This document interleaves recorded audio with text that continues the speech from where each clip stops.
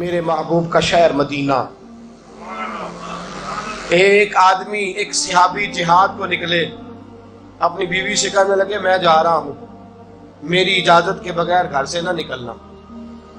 اور حدیث میں موجود ہے, امام ذہبی حدیث لائے ہیں, فرمایا قیامت کے دن اس کے پیر گلے سے لپٹے ہوں گے, اس کے پیروں کو گلے سے باندھ دیا جائے گا.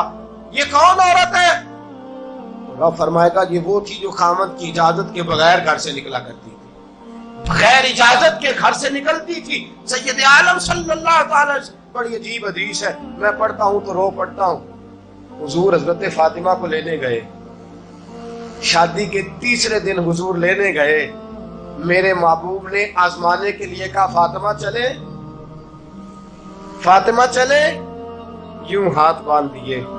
عرض کی سونیا باپ بھی ہیں آپ, نبی بھی ہیں, میری جرت نے انکار کی, لیکن ابا جی آپ کی زبان سے سنا ہے شوہر کی بغیر اجازت نکلنا نہیں.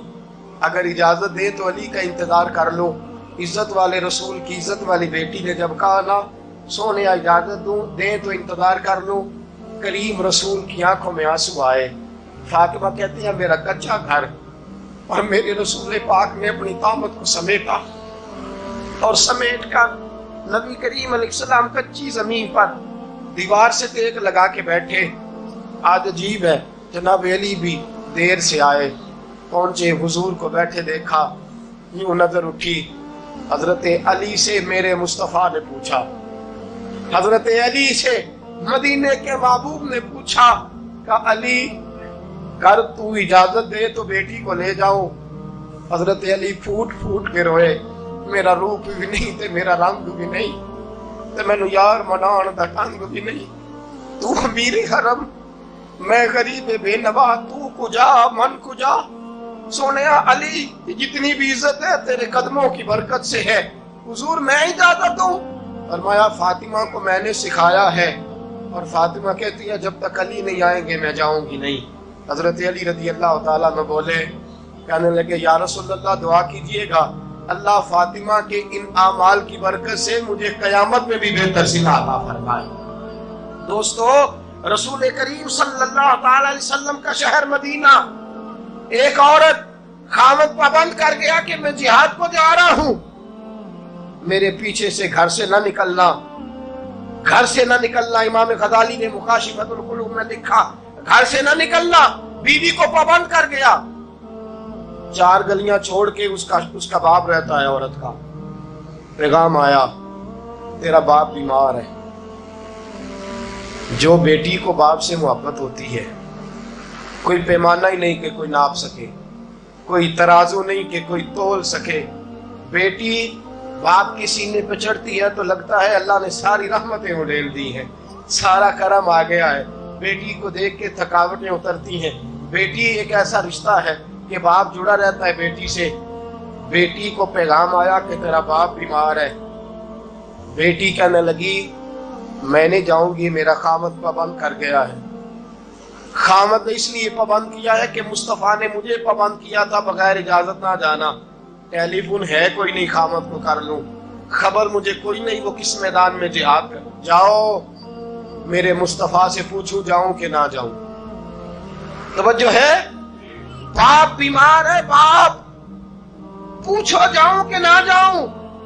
رسول پاک نے فرمایا اس سے کہو خامد کی اطاعت کرے گی تو اللہ بہتری جزا عطا فرمائے گا.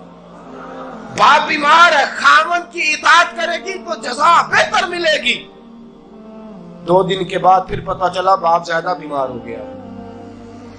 دوستو کڑی بات, حضور جاؤں کہ نہ, فرمایا خامد کی اطاعت کرے گی تو بہتر جزا ملے گی. 4 دن گزرے, بیٹی کو پیغام آیا کہ تیرا باپ انتقال کر گیا. بیٹی پردیس میں ہو تو کہتی ہے میرے زیور بیچ دو, مجھے لے جاؤ پاکستان میں جاتی دفعہ اپنے باپ کا مکھڑا دیکھنا چاہتی ہوں. لیکن باپ انتقال کر گیا. رسول کریم کی بارگاہ میں بیٹی نے پیغام بھیجا کہ سونیا کیا کروں, انتقال کر گیا میرا باپ, سایہ اٹھ گیا, حکم کیا ہے. مدینے کے چاند کے وہی جملے خامن کی اطاعت کرے گی تو اللہ بہتر جزا دے گا۔ دوستو، یہ ہیں میرے رسول کے ماننے والی عورتیں۔ بیٹیوں دیکھو شوہر کی اطاعت کسے کہتے ہیں۔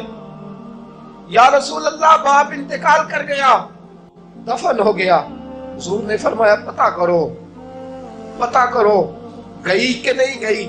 صحابہ لوٹے، سونیا قربان جائیں تیرے نظام پر، آقا قربان جائیں تیرے فرمان پر۔ تیرے جملوں کی تاثیر ایسی ہے کہ عورتیں اگرچہ کمزور ہوتی ہیں پر تیرے دین کی پہرے دار بن گئی ہیں۔ حضور آپ کی سنت کے لیے استقامت کا پہاڑ بن گئی ہے۔ حضور وہ گئی نہیں، کائنات کے امام نے ہاتھ اٹھائے، رسول پاک نے ہاتھ اٹھائے، اور صحابہ فرماتے ہیں آج اس عورت کے مقدر جاگے، چند آنسو حضور کے گرے، اور پھر چہرے پہ ہاتھ پھیر کے فرمایا جاؤ اسے جا کے خوشخبری دے دو، تو نے اپنے خامد کی اطاعت کی ہے، تیری اس فرما برداری کی وجہ سے اللہ نے تجھے بھی بخش دیا ہے، تیرے باپ کی بھی بخشش فرما دی ہے۔ تو نے خامد کی اطاعت کی، تو بھی بخشی گئی۔ عورتیں، میں نے ایک حدیث پڑھی، خدا کی قسم اٹھا کے کہتا ہوں، حدیث پڑھی اور پھر میں نے کتاب بند کر دی۔ میں نے کہا اس سے آگے میرے اندر ہمت ہی نہیں ہے، میں پڑھ ہی نہیں سکتا۔ میں نے جیسے کہا کہ پہلے تو صحابہ کرام میں اہل بیت کو ہم معصوم نہیں مانتے، ان سے جو کوتاہیاں ہیں وہ بھی ہماری اصلاح کے لیے ہیں تاکہ ہمیں توبہ کے طریقے سمجھ میں آ جائیں۔ عزیز دوستو، میرے محبوب کی شہزادی، بس رسول اللہ صلی اللہ علیہ وسلم کی شہزادی سیدہ فاطمہ محبوب پاک کی بارگاہ میں آئی، رنگ اڑا ہوا ہے، آنکھیں رو رو کے تھکی ہوئی ہیں۔ محبوب کی شہزادی در رسول پہ آئی، آ کے حضور کے سامنے کھڑی ہوئی، کہا یا رسول اللہ صلی اللہ علیہ وسلم، حضور آج میں بڑی الجھن میں پھنس گئی تھی، آقا آج میں بڑی پریشان ہو گئی تھی۔ حضور نے فرمایا کیا ہوا؟ کہا یا رسول اللہ میں اور علی باتیں کر رہے تھے، باتیں کرتے کرتے بات بڑھنے لگی، حضور مجھ سے کوئی ایسا جملہ نکل گیا، علی ناراض ہو گئے، مجھ سے بات ہو گئی۔ دوستو، درۃ الناصحین میں صاحب درۃ الناصحین لکھتے ہیں، کہا علی ناراض ہو گئے۔ سیدہ فاطمہ فرماتی ہیں میں نے 70 چکر لگائے علی کے کمرے کے۔ کتنے؟ بیٹیوں، خامن کی اطاعت میں تمہاری جنت ہے، اور ماں باپ بھی ذرا خیال کریں، مائیں بھی ذرا خیال کریں۔